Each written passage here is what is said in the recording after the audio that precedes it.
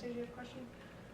Yeah, I want to follow up on Dan's question a little bit. So one of the things that linguists maybe, who are sort of looking for linguistic explanations and solutions to social problems oftentimes, one of the challenges that we come up against, and I think this is kind of what you were getting at, is where just the amount of misinformation from other channels that the general public consumes, from authority, is so great that linguists are always finding themselves in a position to sort of argue against received wisdom, right?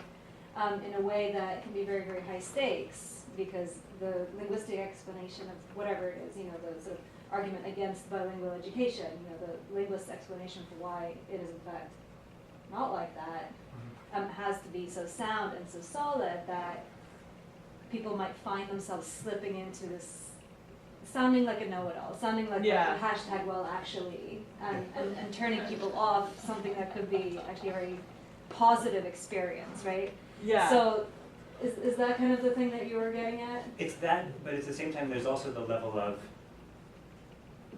for example, thinking about the presidential address at LSA, where he's talking about respect for non-standard varieties, and it's very easy to be pigeonholed as like, well then you're saying anything goes and it doesn't even matter and we shouldn't even bother to teach people to speak proper.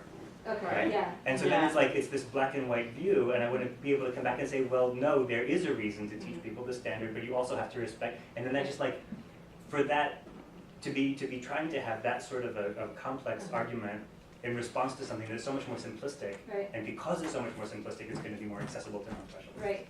Yeah. So this is something that feeds itself, so that's a constant issue. Sometimes what I try to do is not so much convince the people who are really dead set in their ways, but the bystanders instead.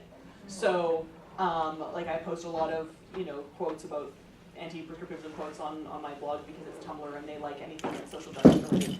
And so people will reblog them, and I know the people who are blogging them are already convinced, but it's their followers that sometimes see one of those for the first time and they're like, whoa, wait, maybe my dialect is valid.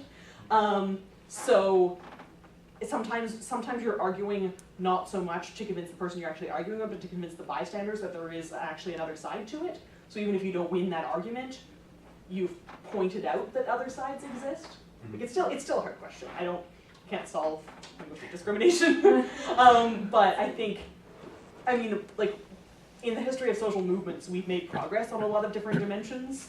And I think linguistic discrimination is an area where there's still a decade or, hopefully a decade from now, it will be less acceptable that just like casually criticizing people for their dialect or the way they speak is just a totally reasonable thing to do. Even if people are still doing it, it'll be like seem less reasonable, which is I think a piece of ground that we can try to claim.